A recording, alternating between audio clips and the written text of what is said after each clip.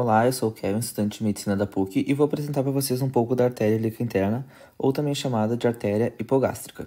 Bom, a artéria ilíaca interna é a mais importante da pelve, é a principal responsável pela vascularização das vísceras pélvicas e por parte da vascularização da porção musculoesquelética da pelve. Entretanto, ela também envia ramos para a região glútea, para as regiões mediais da coxa e para o períneo. Ela nasce na bifurcação da artéria ilíaca comum, em ilíaca interna e externa, na altura da articulação lobo-sacral.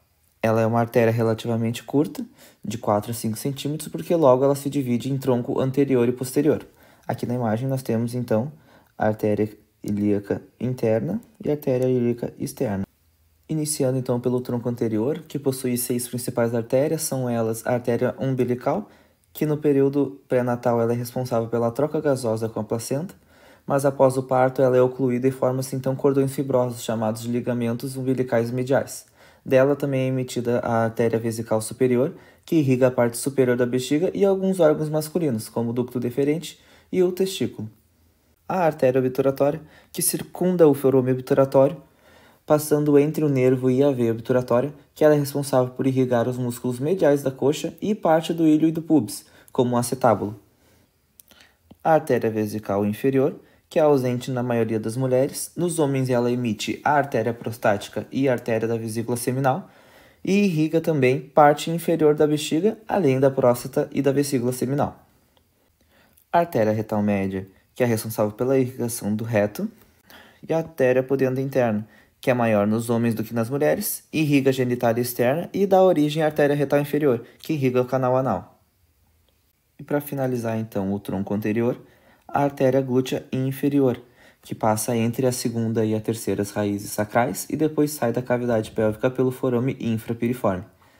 Nas mulheres ainda existe uma sexta artéria que sai do tronco antes que ela passe a compor a artéria glútea inferior. Essa é a artéria uterina.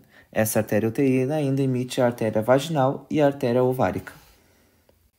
O tronco posterior possui 3 principais artérias. A primeira é a artéria ilio-lombar, que se dirige cranialmente e se divide em 2 ramos. O ramo lombar, que se anastomosa com a 4ª e a 5ª artéria lombar, e o ramo ilíaco, que se anastomosa com a artéria circunflexa ilíaca profunda. As artérias sacrais laterais, que irrigam as meninges, se iniciam como um único ramo que sai do tronco posterior da ilíaca interna, mas depois ela se ramifica em várias artérias que adentram nos forames sacrais.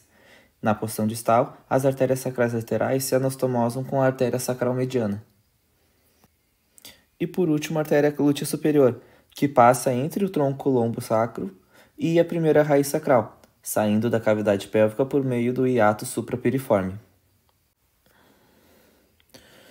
Então aqui no esquema nós temos a aorta abdominal, que se divide então na ilíaca comum direita e esquerda. A ilíaca comum se divide em ilíaca externa, que ela segue até a femoral. A ilíaca interna, que é a estudada neste vídeo, que possui o ramo anterior e posterior. No ramo anterior, nós temos então a umbilical, emitindo o ramo da vesical superior.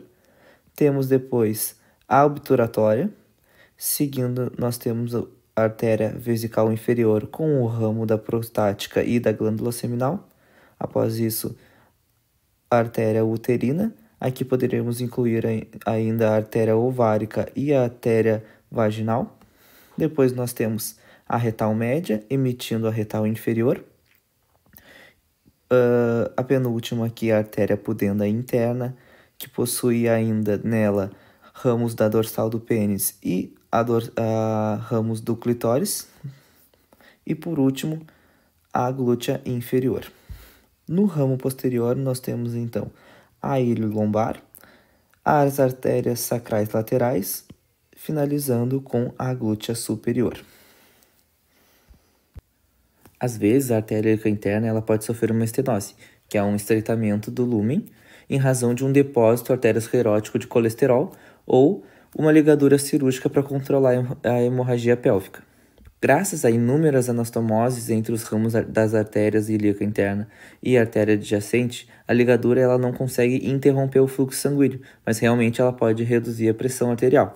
No caso da imagem, nós temos um segmento com uma estenose da artéria ilíaca comum direita. Alguns exemplos das vias colaterais para a artéria ilíaca interna incluem os seguintes pares de artérias que se anastomosam: a artéria lombar e a ilio-lombar, a artéria sacral mediana e a sacral lateral, a retal superior e a retal média, e a artéria glútea inferior e a femoral profunda. A gente tem que lembrar que o fluxo sanguíneo na artéria ele é mantido, embora pode ser invertido no ramo anastomótico. As vias colaterais podem manter, então, a vascularização das vísceras pélvicas, da região glútea e também dos órgãos genitais.